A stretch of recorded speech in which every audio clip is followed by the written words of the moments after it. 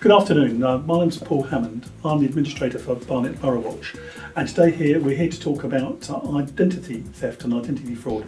And with me is Constable Hodnett from East Barnet Safe and Neighbourhood team, and I'm going to throw some questions at him. And first off, Joe, how would you protect yourself against identity fraud? Well, I mean, there's a few ways you can go about protecting yourself.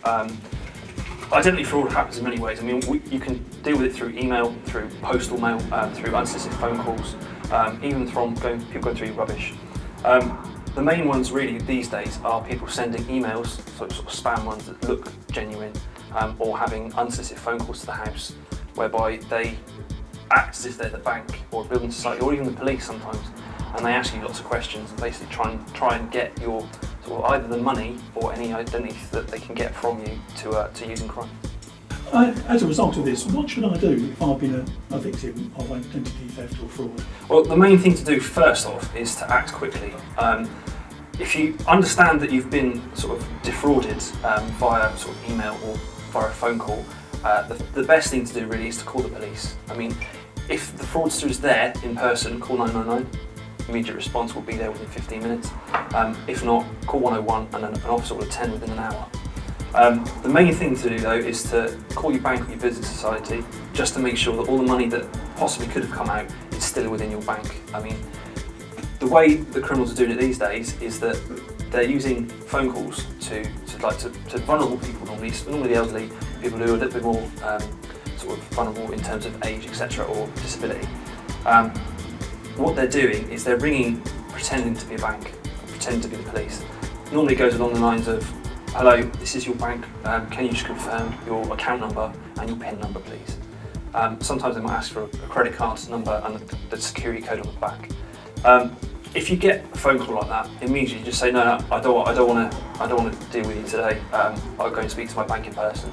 They can then say, oh well, we'll put you onto the police, and what they do is they then hold your phone call open while you put the phone down, and then when you ring back to dial 999, 101, etc., they will answer it as sort of genuine call centre operator and confirm. And what's happened is that you've then confirmed to them that you've tried to ring the bank. The best way to deal with that is to use a different phone if that happens.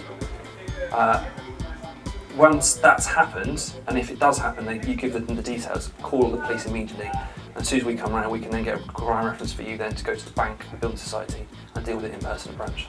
That's very, very helpful. Thank you, actually. It did actually happen to an elderly neighbour of mine, and the shock was so great. Eventually, she died as a result. And this is what these people can physically do. It was very, very sad. Yeah. Well, I've dealt with a few cases where the elderly person actually has sort of been defrauded several times over a period of sort of 3 or 4 weeks, and each time they've taken out the maximum they can take out of a bank, which I think for a bank is about £250 in cash. For a building site, I think it's about £2,000 without needing ID. I think she gave over about £14,000. So £14,000 is that woman's life savings, and what happened is that it was done by a courier. So somebody rung her saying that we've got information that there's false money in your account, you need to take it all out and we'll check it for you. Again, no bank, building society or police will ask you to do that. So it's definitely something to bear in mind. Further question, if you don't mind, I wonder if we could talk about security of personal documents. Personal documents obviously cover a wide array of sort of items. I mean, what you ideally should do is keep them together, sort of in a locked, either a cabinet, drawer, or a locked safe, somewhere where they're safe and they're protected from fire, obviously in case anything happens. But passports, driving licences, when the paper counterpart was still in use, birth certificates, certificates of marriage, etc. If you keep them filed and keep them in, like I said, in a fireproof safe or in a locked cabinet, it's much easier then to keep a hold of them. Any correspondence that you get from, say, the DVLA, the NHS, etc., destroy the envelopes on their own and recycle them. But then, should any correspondence come through and you have to get rid of certain parts of it, you can remove your address and then shred it separately to the rest of the document, should you need to. And of course, shredders can be picked up for next to nothing from high street stores. Yeah, I mean, cheapest shredder I've seen is £4.99, and that'll save you no end of hassle. If you've thrown stuff out with the rubbish, bills, etc., people sort of tear up their documents that they don't need, like correspondence, etc. To be honest, tearing it up and then shredding it might be better, but shredding it definitely, because it then creates so much for them to do to construct what they've got for the information they need. And these simple steps always work. Yeah, keep it simple, stupid.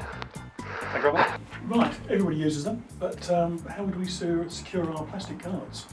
Right, the main thing to think about plastic cards there's two types now. There's contactless, where you can just put it on the chip pin machine, and there's the swipe with the signature or the pin number. Pin numbers are obviously a bit more secure than the contactless, but the contactless can only take £30 per transaction. It's £250 a day on the contactless. If they're stolen or taken, or you lose them, cancel them immediately. Call your bank, call your business society. You always keep the number for the helpline safe and secure with the other documents, but bring them, cancel them, and then reorder them and get them either delivered via signature or back into a branch. Thank you very much indeed. That advice was superb, and just like to say on behalf of Overwatch, thanks for Constable Hodnett coming along and giving such valuable and useful advice. Thank you.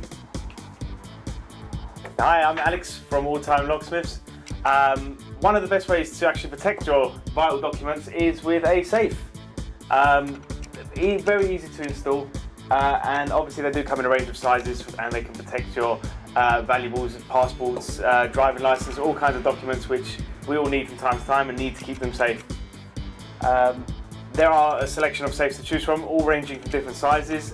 One of the ways the insurance companies rate how good your safe is, they give it a cash rating. The cash rating determines how much actual cash can be protected in the safe, and of course it's always times 10 on the valuables. So if it's a £1,000 cash rated safe, it will cover you for £1,000 cash and 10,000 on the valuables. Phones, watches, all kinds of electrical goods. That is important when it comes to the size as well, because obviously if you're going to start putting more and more things in the safe, you're going to need a bigger size safe. But obviously bigger doesn't necessarily mean better. It's all about the cash rating. So a 1,000 cash rated safe is not as strong as a 3,000 cash rated safe, which will obviously cover you for 30,000 on the valuables. Very important thing to determine when you're deciding which safe to buy. If you need more information about safes, come see me at All Time Locksmiths, where we have a range of safes that you can actually physically see, plus we can give you information about any safes that are out there on the market. Come see us, we're in East Barnet, it's 37 Churchill Road. Look forward to seeing you.